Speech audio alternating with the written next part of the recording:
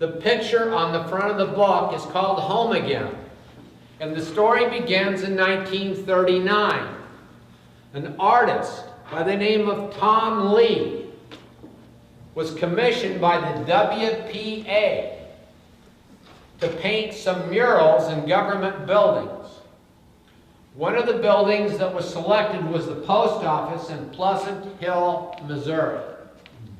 And he painted this picture. I've cropped it a little bit. It's called Home Again, 1865. And it chronicles in a painted mural the devastation that people that came back to that area remembered at the end of the Civil War. The other thing that's significant about the cover of the book is the title, Cinders and Silence. The cinders is kind of evident. I wanted to document what happened because everything was destroyed. Outside of the military stations, nothing was left in western Missouri. So I wanted to document the events that led to all those cinders. Order number 11 and the issuance of that order after William Quantrill's raid on Lawrence was the last step in that devastation. It was not the first.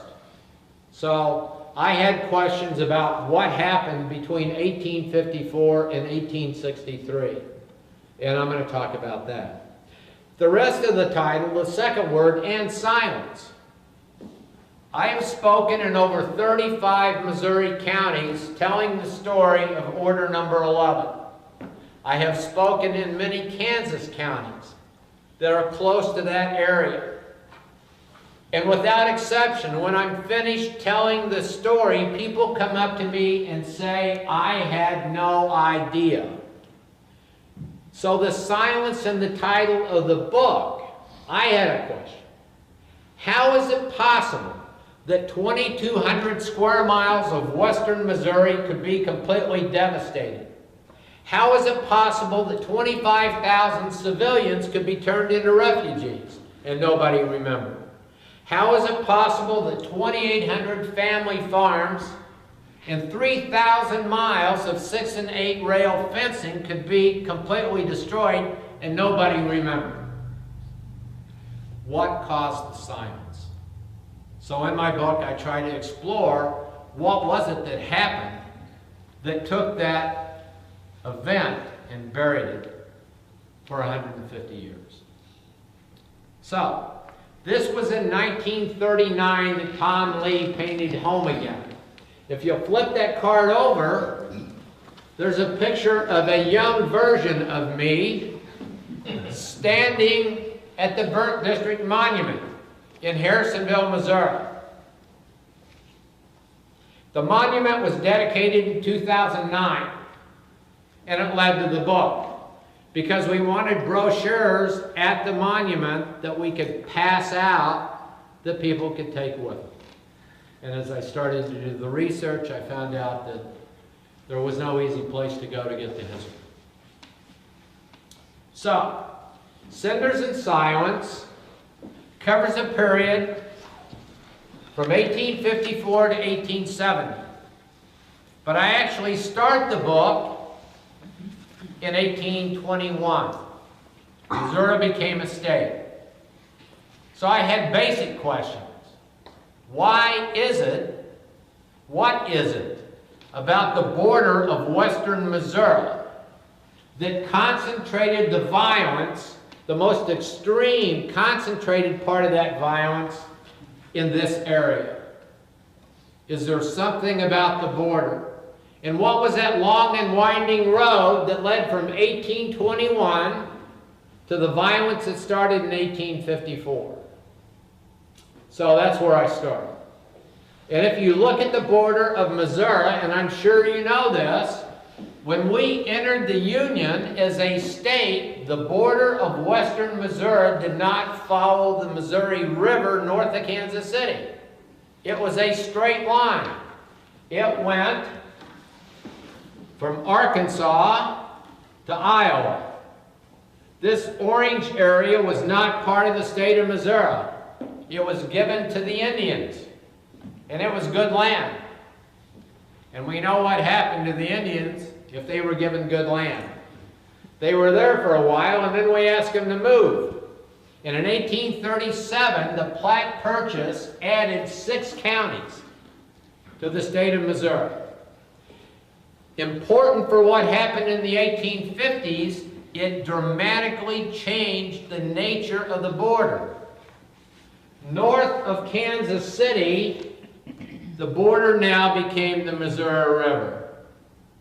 And in those days, it was quite wide and quite muddy and not easy to get across.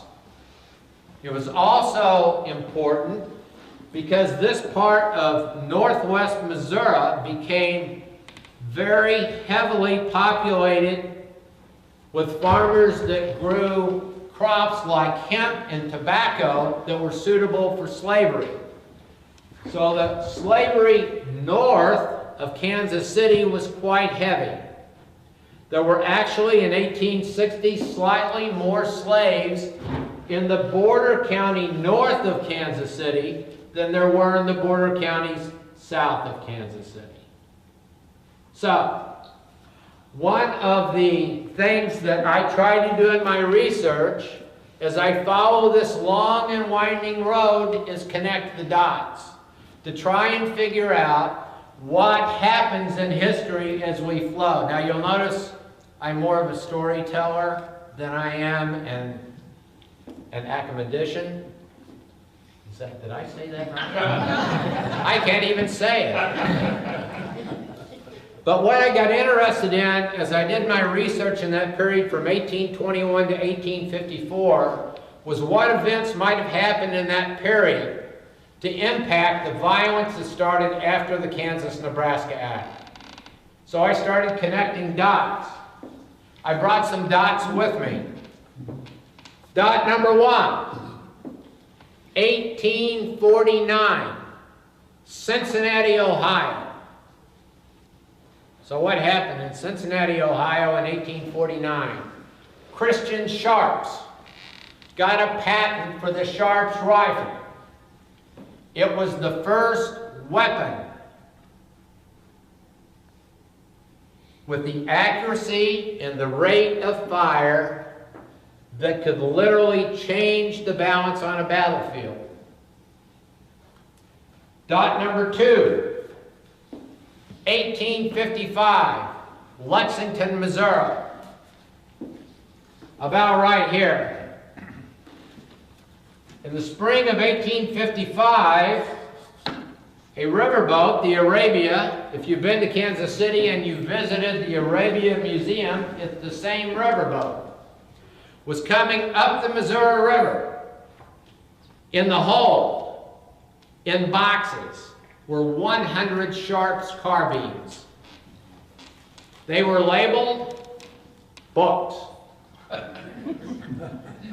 The gentleman that was bringing them to Kansas made the mistake of writing a letter to his mother, and he left the letter on his desk, and somebody in the crew saw the letter. So when the steamboat stopped at Lexington, Missouri, the 100 Sharps carbines were taken off of the Arabia, and they ended up in the courts in St. Louis. Eventually they were given back to the abolitionists. Dot number 3, 1858, September. Those 100 Sharps rifles made their way from St. Louis to Lawrence to Fort Scott, which is about right here, right on the southwest corner of the Burnt District. So what about the Sharps rifle? What's the big deal? I have one, but I didn't bring it. But I'm going to use this to explain why it's important. This is how far a Sharps rifle can shoot. This is 200 yards. This is 2 football fields. With accuracy. An average marksman with a Sharps rifle can hit a target this big, my chest, at 200 yards. Now, if I'm a farmer and I don't have a Sharps rifle, if I have a muzzle-loader squirrel rifle, I can shoot this far. Advantage Sharps. If I have a shotgun in 1854, I can shoot this far. Advantage again, Sharps rifle. So when these weapons began to be used along the Missouri-Kansas border, all of them, by the way, were in the hands of Kansans. It dramatically changed the balance on the battlefield. If they have this, and you have one of these, you don't want to get too close. The other thing I didn't mention is that while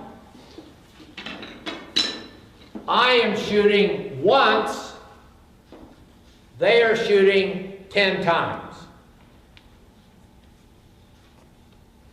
When you read the diaries and the letters of the people that lived in western Missouri along that border, they always mentioned, and they had Sharps rifles.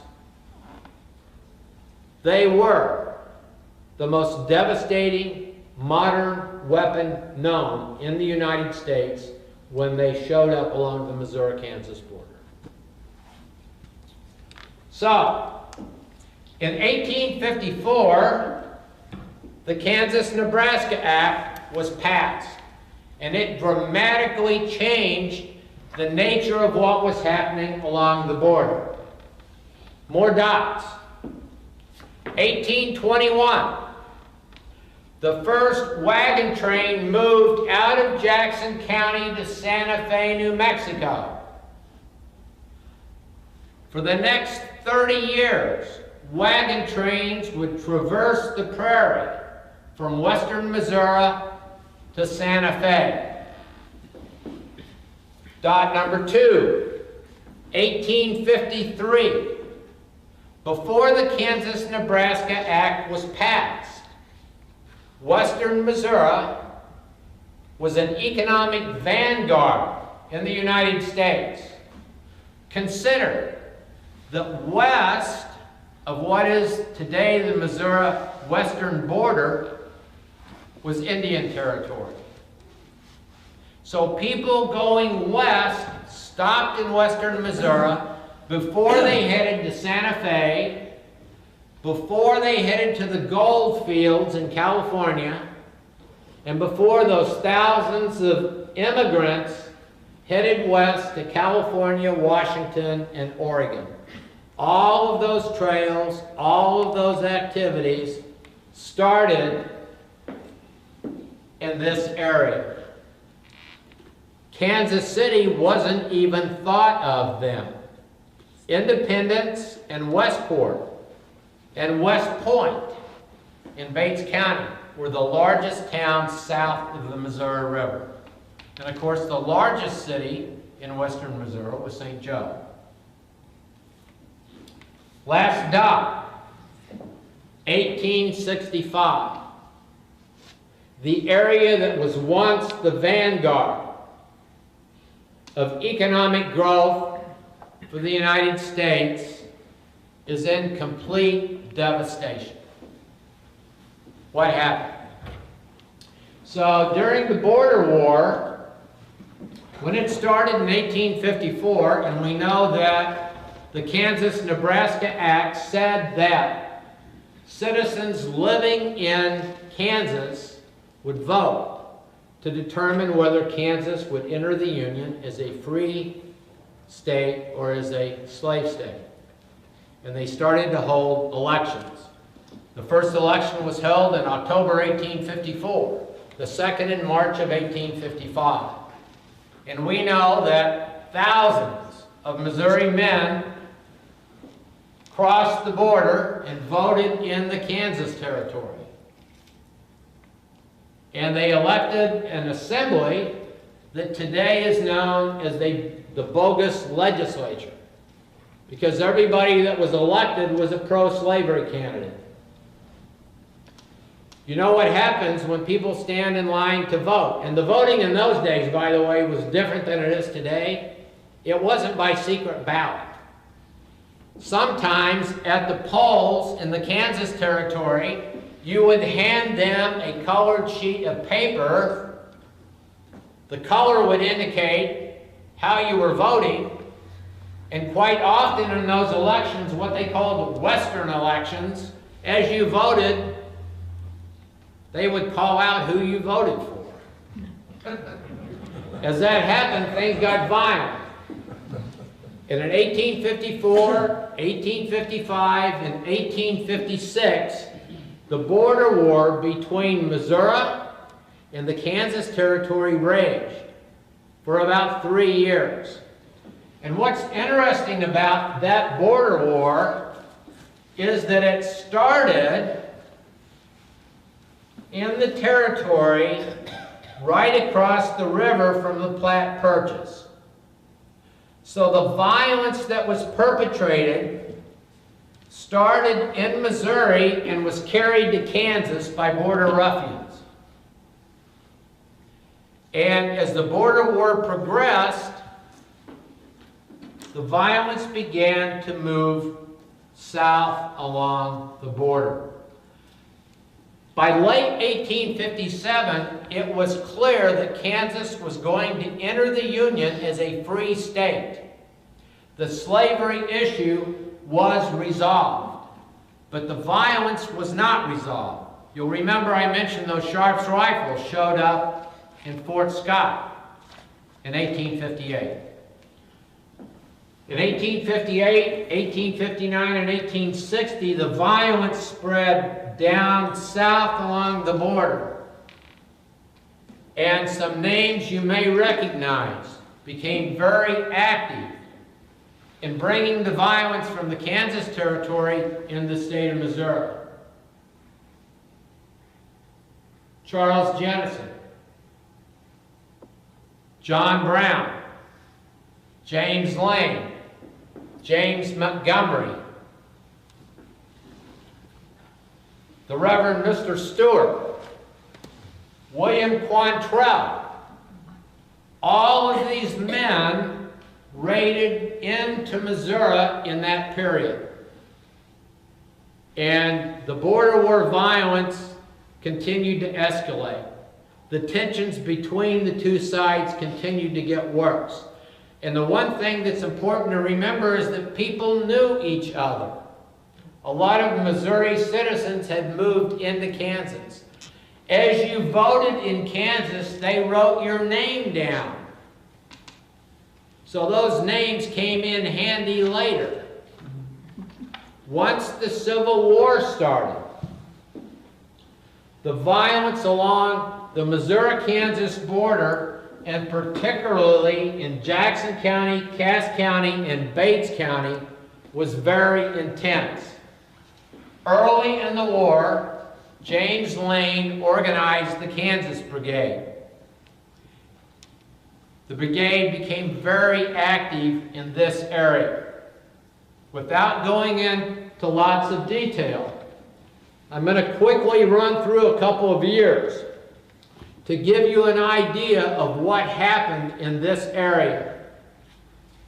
July of 1861, Harrisonville, the county seat of Cass County right here, was raided, looted, and the square was burned. In September of 1861, Morristown in Cass County was completely destroyed. In September of 1861, Osceola was completely destroyed. In December of 1861, Butler in Bates County, the county seat, was completely destroyed. In December of 1861, Pappinsville was completely destroyed. In October 1861, Parkersville in Bates County was completely destroyed. In the fall of 1861, Pleasant Gap in Bates County was completely destroyed. January the 1st, 1862, Dayton in southern Cass County was completely destroyed. In January 1862, Rose Hill in Johnson County was completely destroyed. In January 1862, Columbus in Johnson County was completely destroyed. Early in 1863,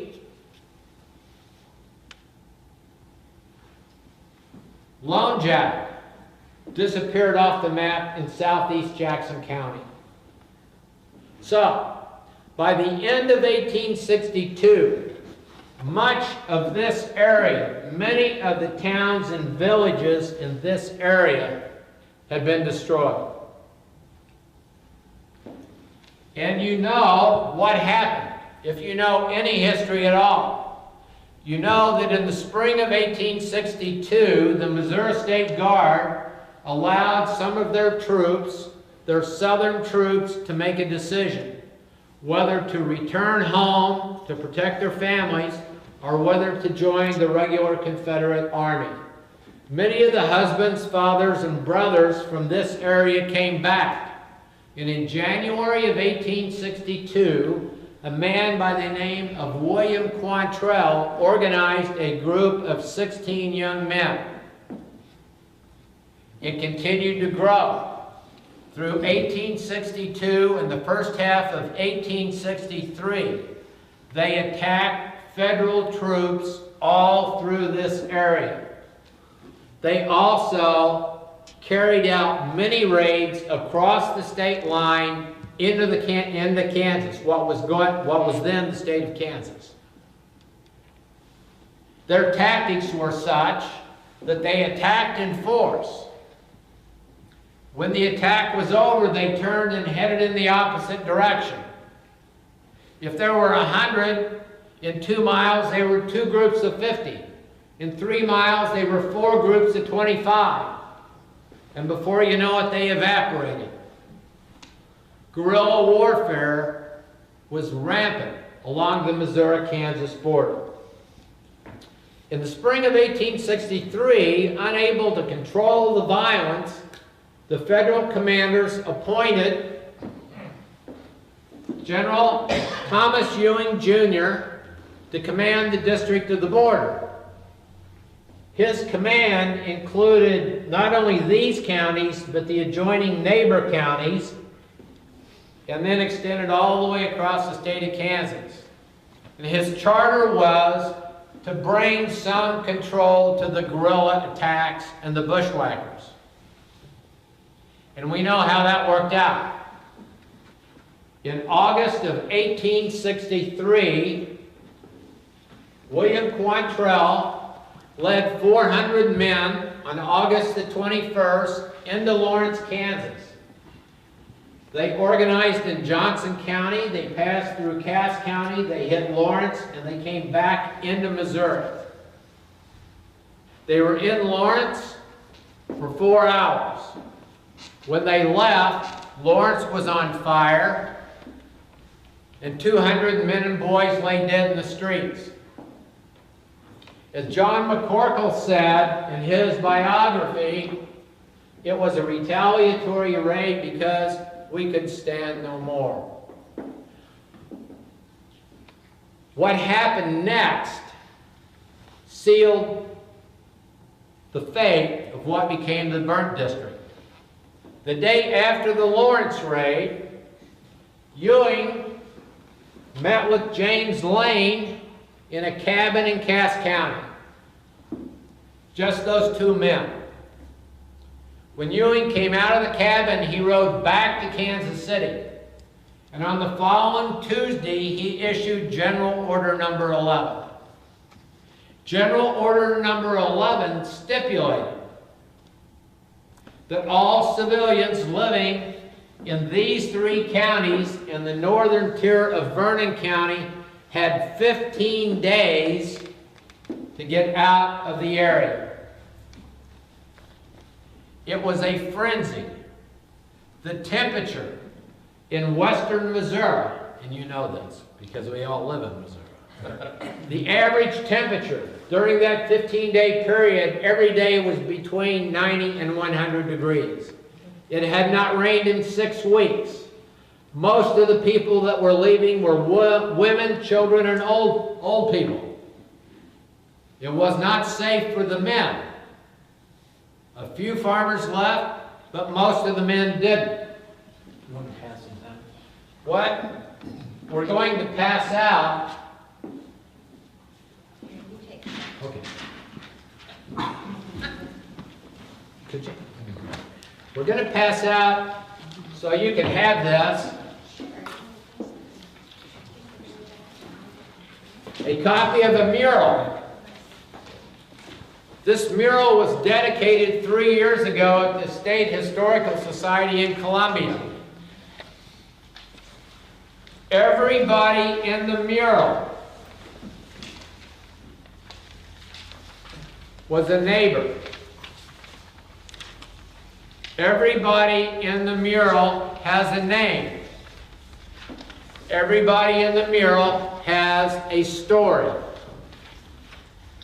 As I conducted my research, when I ran across a story that was so compelling that it gave expression and meaning to what these people went through, I took the story and dropped it in a file.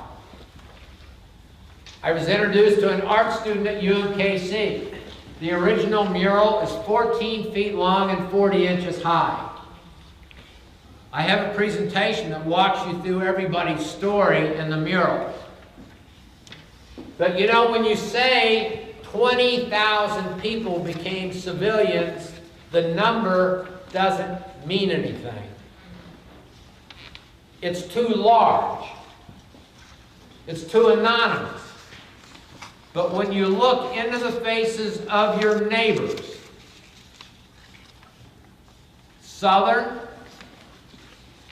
neutral, Union, they all suffered the same fate.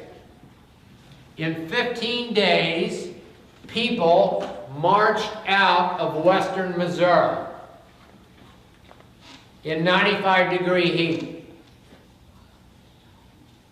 The stories of these families give you an idea of how horrific an event it was. But I'll just tell you one story. There was a lady in front, right here, Mrs. Reynolds. If you look at her closely, it appears that she's pregnant. She is. She's also walking. She's walking out of Cass County, Missouri, with her 4 children, early in September 1863. 8 months pregnant, no horse, no wagon, no water. And scared to death. Because if you look in the middle of the picture, you see these shadowy figures. That's the Kansas 9th Cavalry. They're hunting for guerrillas. So this was not an orderly, quiet exodus out of western Missouri. This was a frenetic, hot, dusty, fearful walk out of your homes. Many of the women in this picture were forced to burn their own homes to the ground. So back to Mrs. Reynolds. She's walking out of western Missouri. She is 8 months pregnant. You don't have to be an obstetrician to know that if you ask a lady who's 8 months pregnant to walk 20 miles in 95-degree heat, what's going to happen? And it did. As she was on the road out of western Missouri, she went into labor. She pulled off the road. She gave birth to a baby boy in the weeds on the side of the road with other refugees walking by. Now, Mrs. Reynolds had a sense of humor. She named that baby boy Leavin', because she was leaving western Missouri. True story. After the Civil War, the family came back to Pleasant Hill. In 1860, the population of the burnt district, the entire three-county area, including Kansas City, was right at 40,000 civilians. At the end of order number 11, in Bates County, 0. In Cass County, 712. I estimate the civilians in Jackson County around 4,000 because they had Lexington, Kansas City, Westport. So the population went from 40,000 to 5,000. In 1870, the population of that area was 90,000 people. In 5 years after the end of the Civil War, the population grew from 5,000 to 90,000. That is unbelievable. How did that happen? It happened like this. In December of 1863, the radical Unionists in Kansas City sent a man named Minor T. Graham east to Illinois, Indiana, Ohio, and Pennsylvania to recruit people. They realized there's nobody living there. It's great farmland. Let's have somebody come and live in beautiful, peaceful western Missouri. But nobody did. After the Civil War was over, people flooded into western Missouri by the thousands. And the history disappeared largely because by 1870, only 1 in 5 people who lived in that area had any personal memory of what had happened before the Civil War and during the Civil War. And what else happened? You may remember that July the 4th, 1865, Missouri enacted a new constitution. It was called the Drake Constitution. What it said was, if you have in any way supported the rebellion, supported the South, you cannot vote, be a school teacher, be a lawyer, be a banker, be elected to office. Can you imagine? It imposed silence on the people that did come back. If you were trying to start over again as a refugee in an area of complete devastation, the last thing in the world you wanted to do was to talk about the past if it got you in trouble. So the history just disappeared. All the new people that came were excited about starting over. They had no history of what had happened. They had no knowledge of what had happened. So the history just kind of disappeared.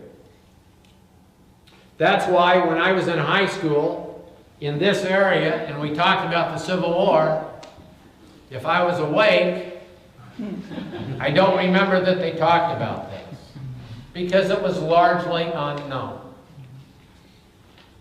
So is there a legacy for this? I'm back to my dots. 1861, Solomon Young. Solomon Young lived in Jackson County. Solomon Young was one of those traders that went from Kansas City to Santa Fe. Solomon Young was a trader that went from Kansas City to California and back. His family lived on quite a large farm. In 1861, his farm was visited by Kansas Jayhawkers. They lost everything. After order number 11, they were turned into refugees. The family mostly went north of the river. So they went from prosperity to destitution in 4 years. Dot number 2, May 1884, Lamar, Missouri. Solomon Young had a grandson born. The grandson lived in Jackson County as he grew up. And young Harry used to listen to his grandparents talk about how hard it was during the Civil War. And Harry heard how difficult it was for refugees to get their lives back together when nobody helped.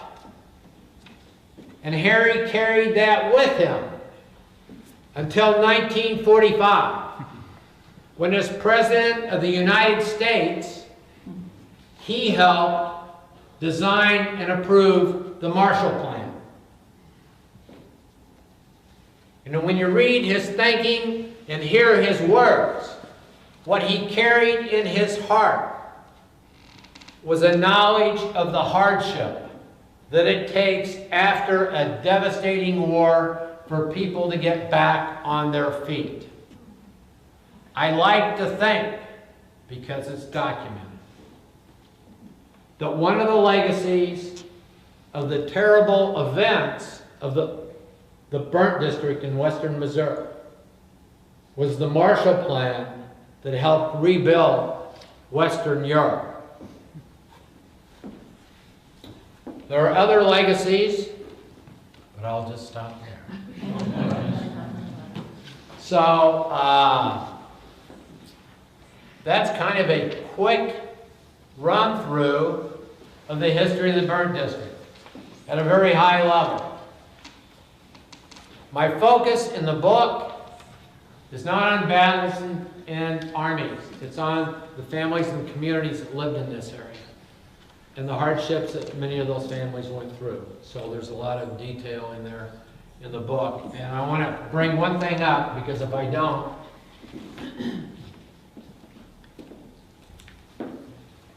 all through Missouri, all during the Civil War, family farms were visited. Scenes like this were common all throughout Missouri. This is an illustration of a forage team. Consider, in Harrisonville, during the Civil War,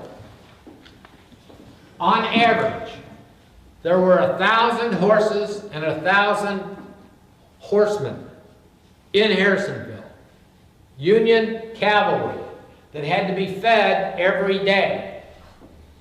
Every day, out of the military stations, 6 to 8 wagons would leave the station. They would go out into the countryside and they would visit farms. In November of 1862, they visited the farm of Samuel Parsons, my great-great-great-grandfather.